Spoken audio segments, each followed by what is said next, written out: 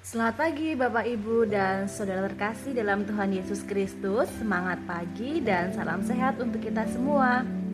Bacaan kita pada pagi hari ini terambil dari Amsal 16 ayat 1 sampai dengan ayat yang ke-33. Tapi saya akan bacakan di ayat yang ke-23 dan 24, dilanjutkan ayat yang ke-32. Yang demikian firman Tuhan. Hati orang bijak menjadikan mulutnya berakal budi dan menjadikan bibirnya lebih dapat meyakinkan. Perkataan yang menyenangkan adalah seperti sarang madu, manis bagi hati dan obat bagi tulang-tulang. Dilanjutkan ayat 32. Orang yang sabar melebihi seorang pahlawan, orang yang menguasai dirinya melebihi orang yang merebut kota. Demikian firman Tuhan, berbahagia kita yang mendengarkan firman Tuhan dan melaksanakan dalam kehidupan sehari-hari. Haleluya, amin. Bapak Ibu terkasih, ada seorang filsuf terkenal bernama Sokrates. Nah, konon Sokrates ini memiliki istri yang dikenal cerewet dan gemar mengomel, dan juga gemar mengkritiknya dengan keras. Nah, suatu ketika Bapak Ibu, ketika sang istri sakit, beberapa teman Sokrates lalu berkata pada filsuf ini, "Kini engkau beruntung karena untuk sementara tidak mendengar kritikan dan omelan istrimu." Teman-teman Sokrates bercanda kepada Sokrates. Akan tetapi jawaban Sokrates ini di luar dugaan Bapak Ibu. Dia menjawab, "Tidak mendapatkan kritikan sesungguhnya membuat aku sedih. Aku jadi kehilangan kesempatan untuk melatih kesabaran." Bapak Ibu terkasih, melatih kesabaran memang dapat dilakukan dengan berbagai cara. Kalau dari sisi Sokrates tadi, mungkin kesabarannya memang semakin terlatih dan terasah ketika ia menghadapi omelan dan kritikan istrinya. Entah mungkin bapak-bapak juga merasakan hal demikian.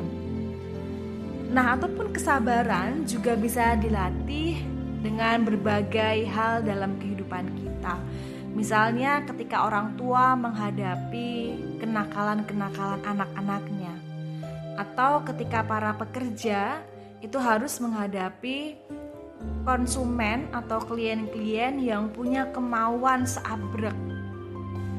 Atau juga kesabaran kita bisa dilatih dalam hal-hal yang sederhana, yaitu ketika kita menghadapi kemacetan jalan raya, atau orang yang suka berhutang kepada kita dan lain sebagainya. Nah, Alkitab mencatat orang sabar sebagai pribadi yang hebat, bahkan melebihi pahlawan atau orang yang berhasil merebut kota. Tadi dalam ayat yang ke-32. Mengapa orang yang sabar digambarkan begitu hebat dan tinggi Bapak Ibu? Ya jelas, karena kesabaran memang bukan hal yang mudah untuk kita miliki.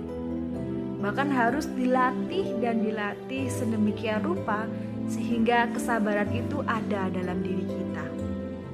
Dan tentu kesabaran menjadi bagian yang sangat penting dalam menjaga kehidupan bersama. Baik bersama di tengah keluarga, bersama dengan anak-anak, bersama dengan pasangan, demikian pula di tengah kehidupan bermasyarakat. Tentu kita memerlukan yang namanya kesabaran. Bapak Ibu tentu sudah berlatih banyak berkenaan dengan kesabaran itu. Tadi baik di rumah, di jalan, kehidupan bersama masyarakat, dan lain sebagainya. Dan tentu juga dalam kehidupan bergereja juga tidak luput dengan mengolah rasa kesabaran. Memang di gereja terkenal dengan kehidupan yang baik. Kita diajarkan untuk bersama-sama mengasihi, menjaga perilaku, sikap, dan juga perkataan. Tapi toh kenyataannya banyak juga yang saling menyakiti satu dengan yang lain, baik itu disadari ataupun tidak. Akan tetapi itulah kehidupan yang harus kita jalani, sehingga kesabaran itu terus dapat kita olah dan kita semakin matang dalam merasakan, menghadapi, mengelola kesabaran yang kita miliki.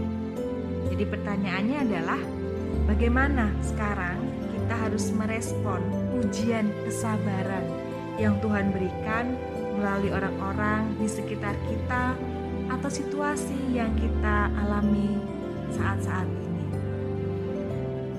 Kita diajak untuk bertahan dalam menjalani semua proses itu.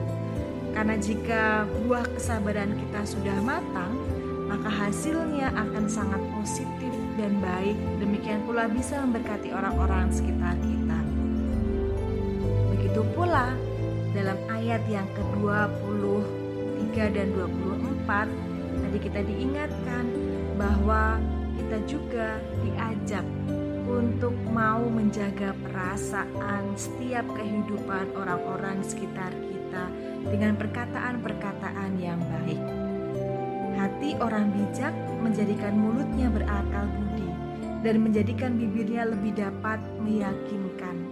Perkataan yang menyenangkan adalah seperti sarang madu, manis bagi hati dan obat bagi tulang-tulang. Mari kita saling menjaga, mari kita saling mengolah kesabaran kita. Tuhan Yesus menyertai kita semua.